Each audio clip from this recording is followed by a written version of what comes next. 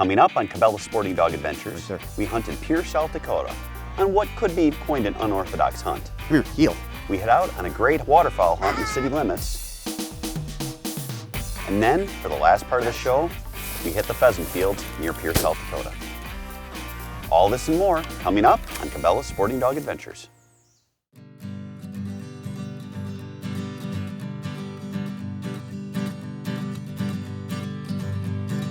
Hey, pretty mama, go and grab the scattergun. Rommel's looking like he's got one more good run.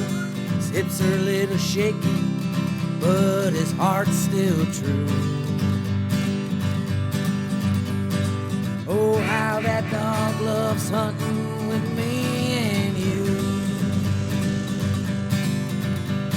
Sporting Dog Adventures, run, boy, run. Everything you need is here under the sun. Everything you need is here under the sun.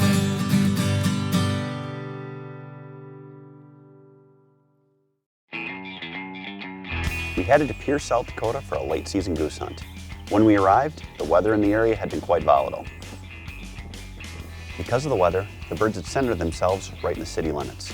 We found a really good place to hunt, and ultimately this ended up a hunt that was more about conservation than about hunting itself.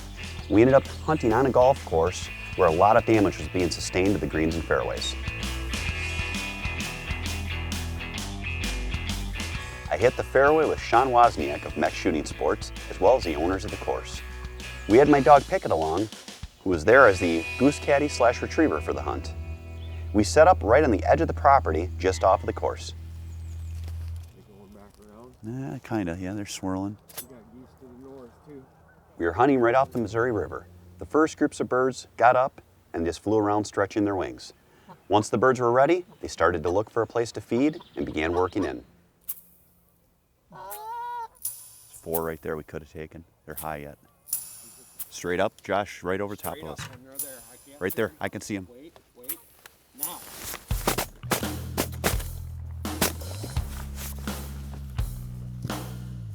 Attaboy, here. Here. Here, hold. Drop. Right over the club, right at us. They low enough to shoot yet? Everybody hold still. Coming in the decoys. Prepare high. Get ready, shot.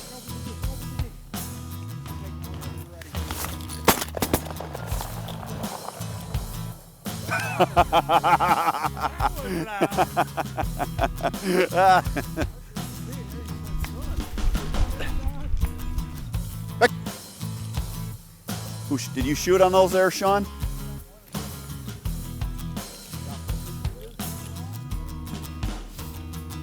Here.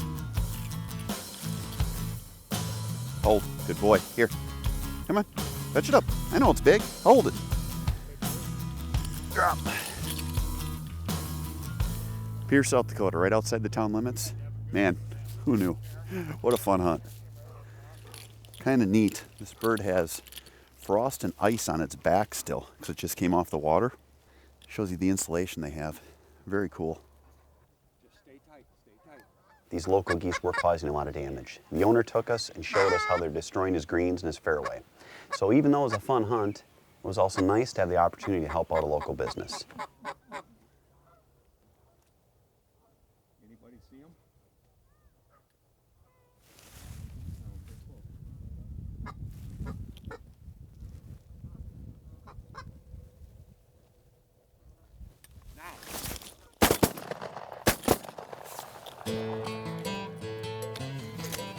He's hit. Watch him, he's dead.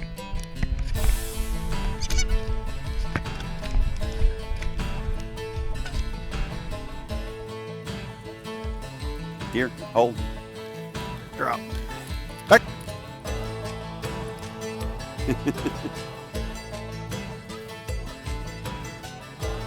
Yeah, with one shot. Hold. Hold. Come here. That's a big bird, buddy. Coming up on Cabela's Sporting Dog Adventures, our fairway goose hunt continues, and we'll bring you a great tip for reinforcing the steadiness command with an e-collar.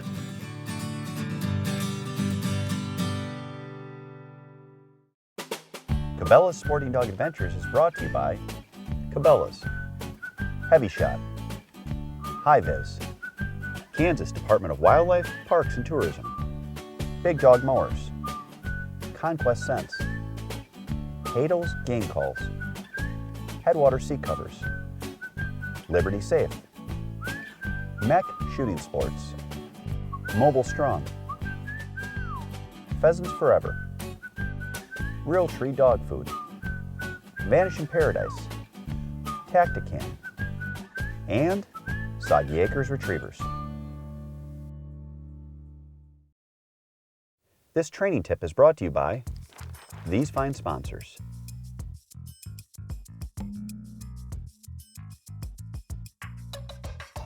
Welcome to this week's training tip. This week we're going to talk about steadiness. Every dog breaks. So this week we are going to work with Mr. Rommel here, who at times has broke on me in the field, and get him ready with a little preseason training so we're ready for the upcoming hunting season. Steadiness is really important. Whether the birds are coming in or a dog breaking on the shot, you want your dog to be steady until you give them their release command. What we're going to do is take Rommel out in a training scenario and put him in a position where he has to be steady. If he does break, we're going to correct him with our e-collar. Step one is going to be a simple retrieve where we have our dog at heel. Sit. We reinforce our sit command, throw a bumper. I'm going to count 5 seconds, and then we're going to release him on his name. Rommel. If the dog does move, I'm going to use the e-collar. I'm going to hit the momentary stimulation and tell him sit, reinforcing my command with the e-collar. I'll then rerun this step and make sure that the dog is steady until I release him on his name. If we would have a problem where he moves or breaks, we're going to repeat the step with the e-collar reinforcement. Step 2 is going to be actually getting the blind out that we're going to hunt with him in the field, kennel. We're going to put him in it, and then we're going to simulate a retrieve along with several shots from a 209 primer pistol, which if you don't have, you could always use a shotgun, but we're going to raise that level of excitement to make it more like a hunt. And if the dog decides to come out of the blind at any point, we're going to give him the kennel command and reinforce it with our e-collar. So it'll be simultaneous kennel while pushing the momentary stimulation on the collar. If we do have a correction, we're going to rerun the same scenario until we get the dog rock solid in his blind. Rommel. I like to do this training drill with my dogs that I take in the field about 3 to 4 times a year before hunting season starts. It gives me a great opportunity to work with them, gets them ready for the field, and makes my hunts more successful. Rommel. That's this week's training tip. Now back to the hunt. Turn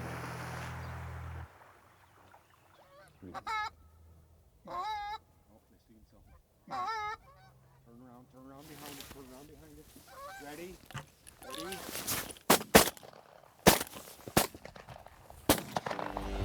There you go. Our limit for the hunt was 4 birds per person. I was really enjoying watching Pickett out in the field as he was working. It literally looked like he was smiling and wagging the entire time. Here, come on. Pickett here. There's more birds, guys. We need 3, boys, 3. Oh yeah, they're coming. It's a big group too, so guys, be careful.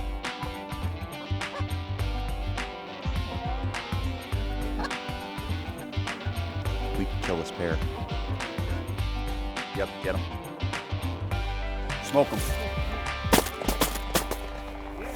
Yeah. Do we get them both? Got them both.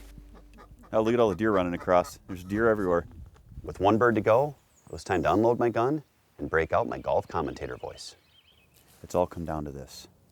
Sean Wozniak gets to be the hero or the zero here on Sporting Dog Adventures. I will give you play-by-play. I've put my gun away. I have my fine steed Pickett here that'll fetch the bird. The fate of the free goose hunting world is on Sean. I hope you enjoy it. As we sit here, we're gonna wait. The excitement builds. Sean needs to pick a bird out. He needs to not suck. This will be interesting, folks. We've never done a play-by-play in Sporting Dog Adventures, and we are on this hunt. And he dropped the bird and put it right in his lap. We needed a golf clap because it was a great shot by Sean and also the end to a great hunt. In all seriousness, it was nice to help this local business out with these destructive geese in the area on what ended up being a conservation hunt. And now let's head to the puppy kennel and get an update on Mike and her litter. Brought to you by Phytovite. Welcome to the Whelping Box. We are back with Micah's puppies. They're approximately 3 weeks old now, and we have some big news for you. Not only are they considerably larger, their eyes are open. So they are getting into the mode where they're exploring the world and checking things out. They're still with mom. They're still having milk. In about a week or so, we'll transition them over to some adult kibble type food and see if we can entice them with that. So they're free to move around and crawl, and they're actually turning more into little dogs. Look at all the birds coming. Look at them. Coming up on Cabela's Sporting Dog Adventures, we head out on a pheasant hunt near Pierce, South Dakota. It's late season, the crops are down, the birds are grouped up, and they're gonna fill the sky. All that and more next on Cabela's Sporting Dog Adventures. And now it's time for What's Cooking with Kate, brought to you by these fine sponsors.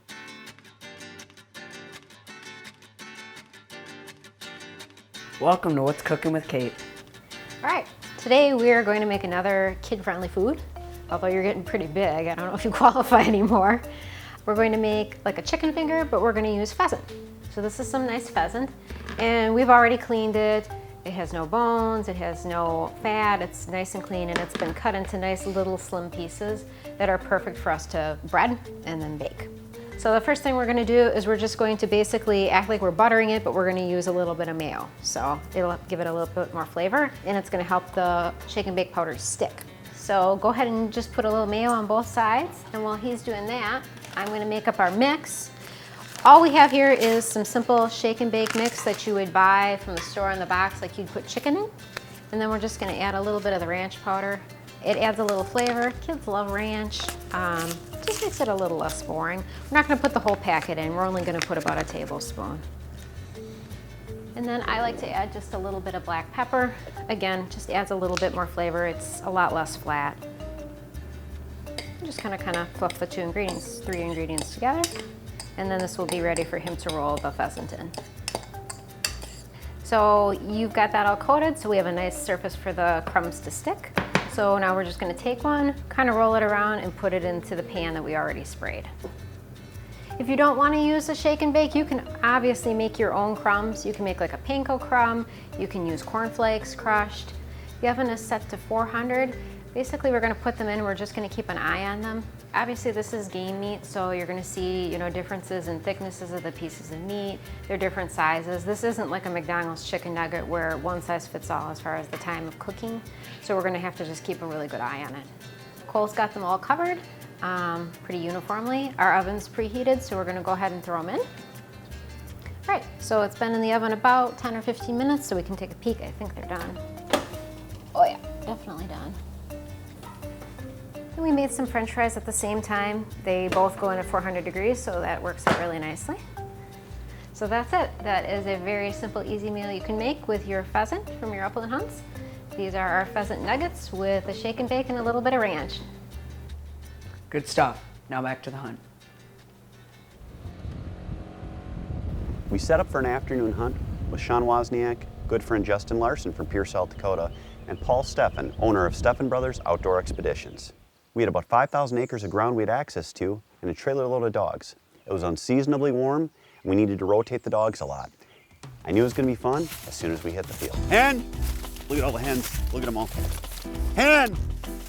Keep pushing. Just keep up.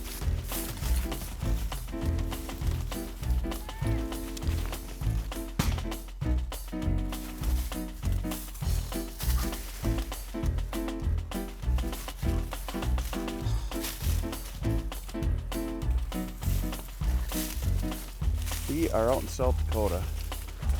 We're at the Steffen Ranch. They have a great lodge here. We're hunting roosters. It's late season. And it is tough. They are wild. Here. Seeing a lot of birds. Trying to get a shot is another thing.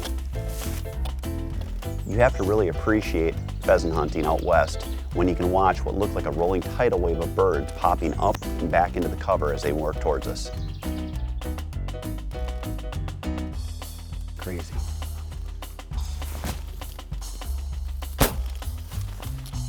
Back.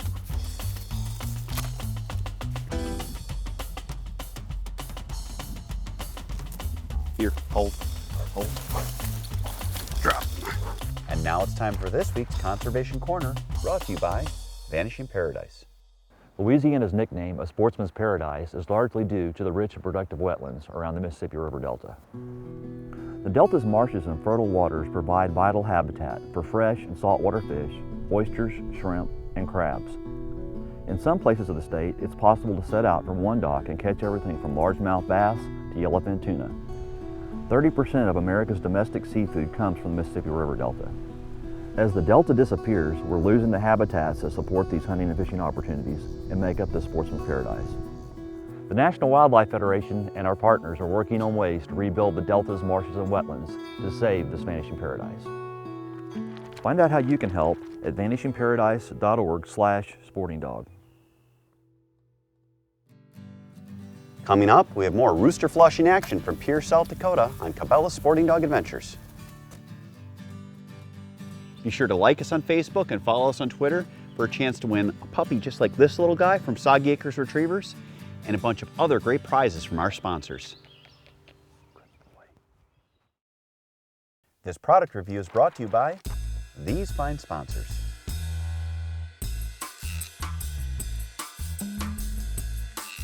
This week's product review is on Kershaw Knives. I contacted them and told them that I needed a tough, versatile knife for my active lifestyle. My day starts between 4 and 5 a.m. I need a knife that I can use for all parts of my lifestyle, from time at home around our farm to when we hit the field and we go hunting. This model of Kershaw knife is what I chose. It's a great product. It holds a very good, sharp blade, and it's easy to open. I've used it for everything from opening dog food bags, cutting rope, field dressing an animal, to what I think could happen is maybe even cutting down a tree. Oh yeah. Almost as good as a chainsaw. Maybe that's an exaggeration, but it's a great product. I got my kids' knives for when we go out hunting in the field. I got it in a nice orange color because, as a child myself, I was great at losing knives.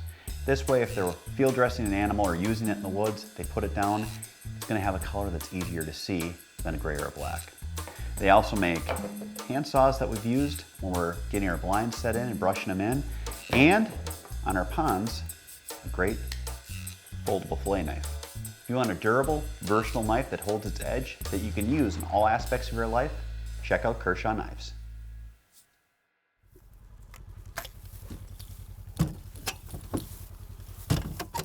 As we set up for the next hunt, hundreds of birds filled the sky while we were discussing their strategy. We were going to be hunting a small wetland area, and we tried to surround it the best we could, got all the dogs on the ground, and attempted to push the birds towards the blockers. It was quite the tall task with only 4 hunters in the field. Rooster.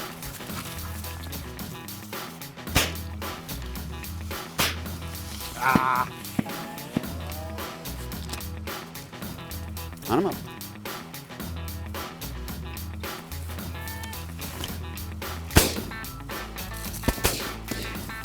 Missed him the first one and he helped me and we both hit him on the second and third there.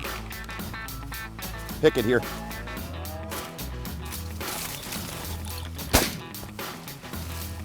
Pickett here.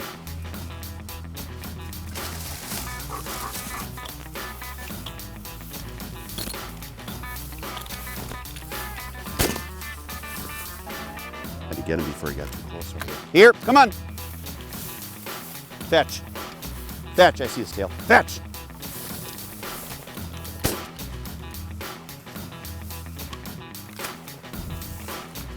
That's cool. He was on point in the switchgrass. All I could see was his tail going back and forth. That was neat. And like this, the dogs are moving slow across. Just take your time. Let the dogs work. There's no rush. There he was. Rooster! Oh, jeez. Hey, Justin, you got that one? Yeah, it's the end of January. We came out to do a goose hunt. Now we went out, chased some pheasants around. It was a lot of fun. You have a wonderful piece of property. It's beautiful with the backdrop that we had, and the 60-degree weather didn't hurt either. No, yeah. On our place here, we have about 5,000 acres. Half of our place is considered as preserve ground, and then the other half is considered off preserve ground. So we have plenty of ground here. We have full package hunts that 3 days, 4 nights. That includes all your shells, meals, bird cleaning, everything, packaging. And then we just have day hunts if you want to come in by the day and hunt, for a day hunt. So If you want to go on a great hunt, South Dakota, the Pierre area, check out Stephen Brothers, huntpier.com. Paul, thanks for having us out. We really enjoy it. thank you. Hope you guys enjoyed this week's show. Stay tuned for next week's High Flying Adventures. Next week on Cabela's Sporting Dog Adventures, we hit the Louisiana marshes with the crew from Vanishing Paradise. We go on a great waterfowl hunt where we learn about the conservation issue of our generation from 2 different areas of the Delta. This is one episode you won't want to miss this season on Cabela's Sporting Dog Adventures. Closed captioning provided by Hadel's Game Calls. Why should you get a puppy from Soggy Acres Retrievers? Because they're great hunters in the field. Soggy Acres puppies have great temperaments and they'll also become your best friend. And the number one reason, they're cutie pies. We try to attract the birds to us here in South Dakota. So we have our rolling bait pile. It's fantastic. Everything you need is here under the sun. Everything you need is here under the sun. 4.